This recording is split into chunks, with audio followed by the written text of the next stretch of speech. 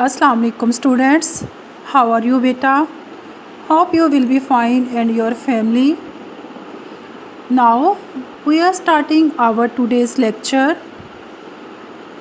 Our today's topic قصہ حضرت صالح علیہ السلام.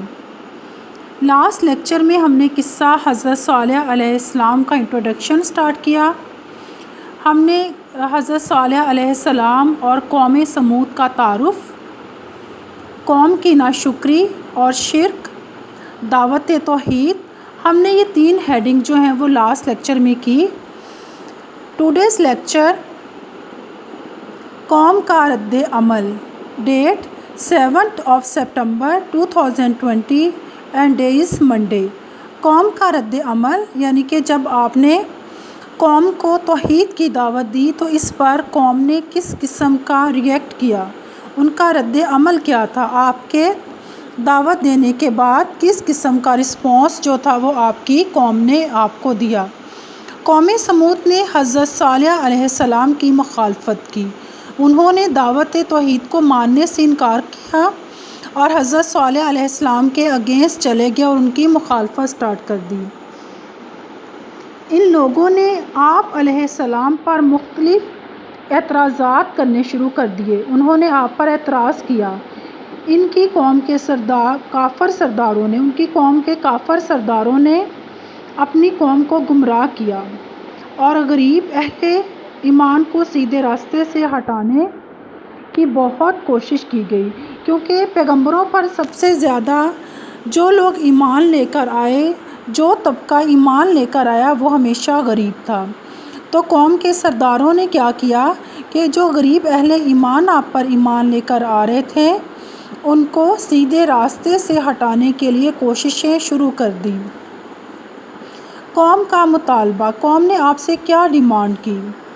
قوم سمود نے حضرت صالح علیہ السلام سے ایک ایسا مطالبہ کیا کہ جس کا پورا ہونا ناممکن نظر آ رہا تھا. وہ حضرت صالح علیہ السلام سے کہتے کہ اگر تم اللہ کے سچے رسول ہو تو کوئی نشانی لے کر آؤ. کیا وہ کہتے تھے کہ اگر آپ اللہ سبحانہ تعالیٰ کے سچے رسول ہیں، آپ اللہ سبحانہ تعالیٰ کے پیغمبر ہیں تو آپ کیا کریں، کوئی نشانی لے کر آئیں. ان کا یہ مطالبہ ان کی آنکھوں کے سامنے پہاڑ سے ایک زندہ اونٹنی نکلے جو بچہ پیدا کرے. کیا مطالبہ کیا انہوں نے کہ پہاڑ سے ایک ایسی اونٹنی جو ہے وہ نکلے اور وہ بچہ ایک پیدا کرے. تب وہ حضرت صالح علیہ السلام کو اللہ سبحانہ تعالیٰ کا رسول مانیں گے. ان کا اس قسم کا مطالبہ تھا. حضرت صالح علیہ السلام کا معجزہ، پھر اللہ سبحانہ تعالیٰ نے حضرت صالح علیہ السلام کو کیا معجزہ عطا کیا؟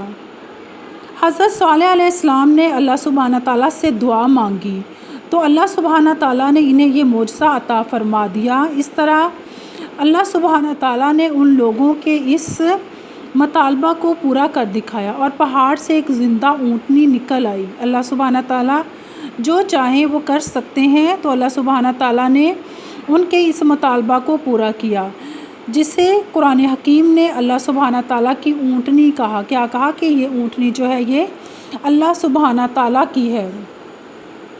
یہ اونٹنی ان کے لیے ایک آزمائش بنا کر بھیجی گئی.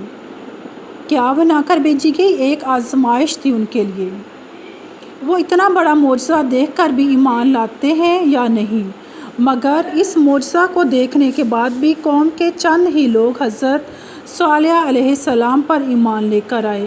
بیٹا انٹروڈکشن میں سے آج یہ 3 پوائنٹس کریں گے. اس کے ساتھ ساتھ آپ لوگ پیج نمبر 63 پہ آ جائیں. ہم ٹرانسلیشن کریں گے سورۃ الاعراف کی آیت نمبر 74 کی. اعوذ باللہ من الشیطان الرجیم، بسم اللہ الرحمن الرحیم.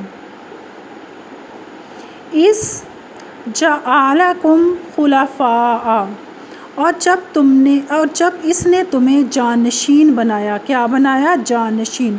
خلفاء جانشین، جعلکم تمہیں بنایا، اذ جب.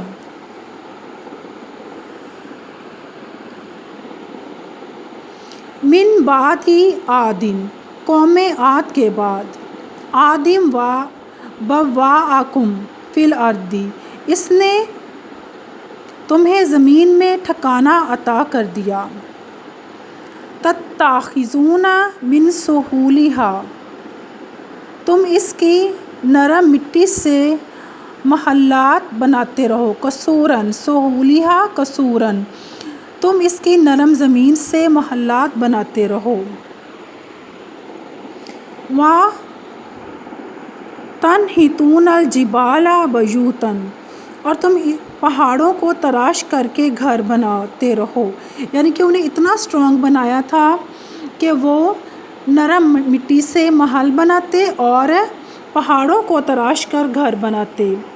فَاذْکُرُوا آلاء اللہ، پس تم اللہ کی نعمتیں یاد کرو، فَاذْکُرُوا، پس تم یاد کرو اللہ سبحانہ تعالیٰ کی نعمتیں، وَلَا تَعْثَوْا فِی الْأَرْضِ مُفْسِدِینَ، اور تم زمین میں فساد کرنے والے بن کر نہ پھرو۔ یہ آپ کی آیت ہے، آیت نمبر 74 اور پیج نمبر ہے 63۔ آپ نے اس کی ٹرانسلیشن لرن کرنی ہے، اور ساتھ ساتھ بچے آپ نے جو آپ کی ہیڈنگز ہیں، قوم کا رد عمل، قوم کا مطالبہ، حضرت صالح علیہ السلام کا معجزہ، آپ نے اس کی ریڈنگ کو بھی لرن کرنا ہے۔ اسٹے بلیسڈ، اللہ حافظ۔